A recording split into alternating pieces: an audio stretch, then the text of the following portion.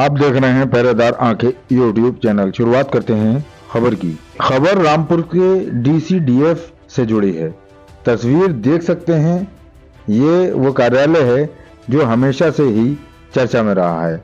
अब चाहे सूबे में बसपा की सरकार रही हो या सपा की सरकार रही हो, लेकिन इन सब के बीच अब सूबे में योगी का राज है, तो फिर भी ये चर्चा का विषय बना हुआ है। ताजा मामला डीसीडीएफ के चेयरमैन सुभाष गुप्ता को अवैध प्लाटिंग पर बुलडोजर चलवाने के प्रकरण में एक व्यक्ति के द्वारा धमकाने से जुड़ा है।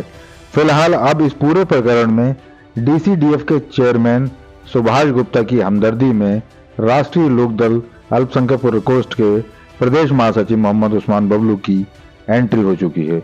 बबलू ने एसपी विद्यासागर मिश्रा से मुलाकात कर चेयरमैन को धमकी देने वाले के विरुद्ध कार्रवाई करने की मांग कर डाली है।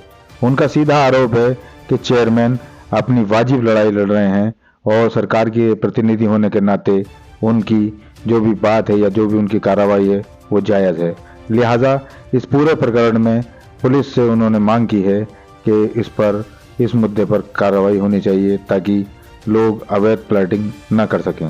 दरअसल डीसीडीएफ की चर्चा के पीछे का कारण इसकी करोड़ों की जमीन पर अवैध कब्जा और यहाँ पर होती चली आ रही प्लाटिंग है। हमेशा से इसकी कीमती जमीन पर कुछ लोगों के द्वारा मनमाने ढंग से अवैध प्लाटिंग करने के आरोप लगते रहे हैं। वहीं इस तरह की चर्चा होती रही है कि ये जमीन कई दशकों के लिए डीसीडीएफ को लीज पर दी गई थी। काफी साल पहले की बात है ये। गौरतलब है कि डीसीडीएफ की इस कीमती जमीन की प्लाटिंग को लेकर कई सफेद पोशों के नाम भी सामने आते रहे हैं।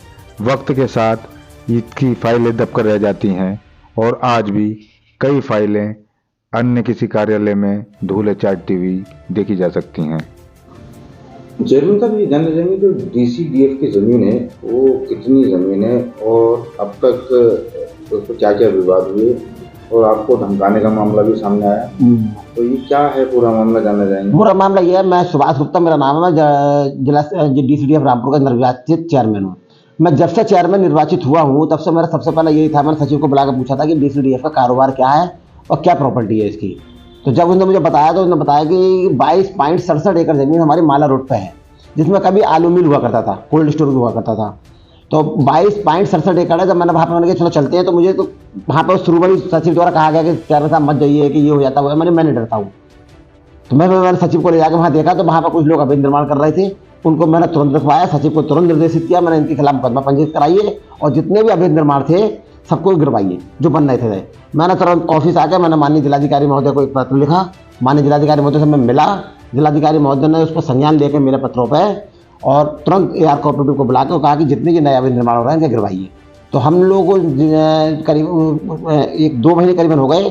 तो जेसीबी लेके वहाँ पुलिस के साथ हम जब वहाँ गए थे तो वहाँ पे फोर्स कम थी हमारे पास उस टाइम। तो वहाँ पे फोर्स कम होने की वजह से भीड़ अत्यधिक हो गई थी। तो उन लोगों ने कागज़ दिखाने के एवज में हमसे 7 दिन का टाइम मांग लिया गया था, जिसमें हमारे जो जिला नायब तहसीलदार थे गौरव कुमार जी वो थे और एआर कोऑपरेटिव गणेश गुप्ता थे। तो 7 दिन का टाइम उन लोगों ने दे दिया था कि हमें 7 दिन का हमें टाइम दे दीजिए, कागज दिखाएंगे। 7 दिन के बाद भी मैंने फिर लगातार मैं 100 से ज़्यादा प्रार्थना पत्र जिलाधिकारी महोदय, मुख्यमंत्री पोर्टल और माननीय अपने जो कमिश्नर साहब महोदय जी हैं उन्हें दे चुका हूँ, मगर अभी तक दोबारा गिराने की कार्रवाई नहीं हो पा रही है।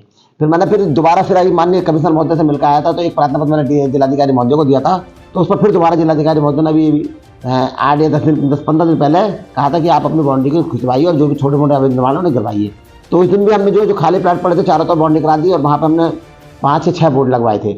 मगर जो मेरा प्रार्थना पत्र है, जो अवैध निर्माण हुए हैं, जो बाउंड्री करी हुई हैं, उनको ध्वस्तीकरण जल्दी कराया जाए, या हमारे मना करने के बाद कुछ लोगों ने मना करके आए रात में छुट्टियों बना लिए, उनका ध्वस्तीकरण करा दिया। मगर प्रशासन और हमारे सहकारिता विभाग के अधिकारी पता नहीं क्यों किसके दबाव में क्या है उसका ध्वस्तीकरण नहीं कर पा रहे हैं।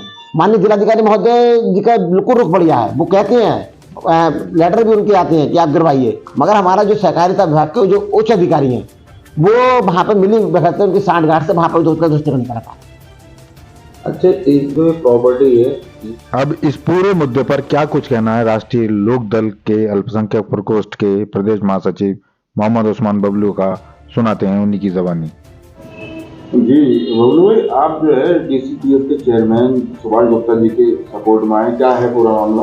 देखो, मेरा नाम मोहम्मद उस्मान और बबलू, प्रदेश महासचिव राष्ट्रीय लोकदल अल्पसंख्यक प्रकोष्ठ जनपद रामपुर।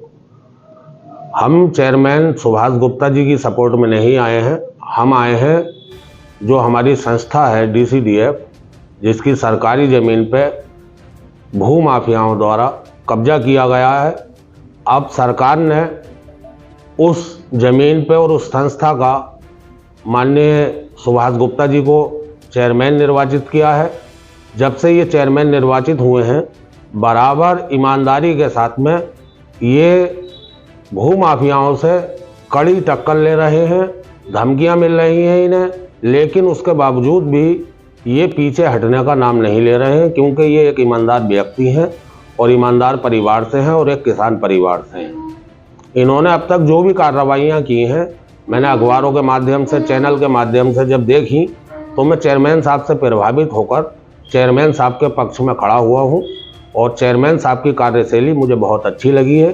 चेयरमैन साहब ने माला रोड पर जो 22 एकड़ ज़मीन है, जिस 19 एकड़ पर कब्जा हुआ है, और सहकारिता विभाग के कर्मचारियों की मिलीभगत से और वहाँ के जो भूमाफिया हैं वहीं के रहने वाले परवेज खां, जमा खां, असद खां, एक व्यक्ति की मौत हो गई है। 4-5 लोगों ने षड्यंत्र रच के वहाँ पर जो है कुंडे के नाम से रजिस्ट्रियाँ कराना शुरू कर दी और वहाँ पर जितना लोहा था, लकड़ी थी, सारी चीज़ों को चोरी कर करके इन लोगों ने पहले ही बेच चुके हैं। अब वहाँ की जो जगह बची थी उस पर भी इनकी निगाह थी, जो चेयरमैन साहब ने अभी कुछ दिन पूर्व फोर्स ले जाकर पूरे खोखे को और जो अन्य लोग वहाँ पर जमा थे उन्हें वहाँ से हटाकर और चारों तरफ मतलब जो है खुदाई कराई है जेसीबी से अपने निजी पैसे से। तो चेयरमैन साहब ये चाहते हैं कि डीसीडीएफ की जगह पूरे जनपद के अंदर जो भी अरबों रुपए की संपत्ति है उसे सरकार के अधीन सरकार को सौंपने का कार्य कर रहे हैं। अगर ये सरकार खाली करा देती है तो सरकार को बहुत बड़ा फायदा होगा, बहुत बड़ी इनकम होगी, क्योंकि डीसीडीएफ की एक विभाग कुछ समय पूर्व बहुत अच्छा विभाग था ये सहकारी, जिला सहकारी संघ का, और इसे आमदनी भी थी, लेकिन भू माफियाओं ने और सहकारिता के सचिवों ने और जो भी सहकारिता के बड़े बड़े अधिकारी हैं उन्होंने मिलकर इस संस्था को लूटने का कार्य किया। खबरों का सिलसिला जारी है, देखते रहिए आप पहरेदार आंखें यूट्यूब चैनल।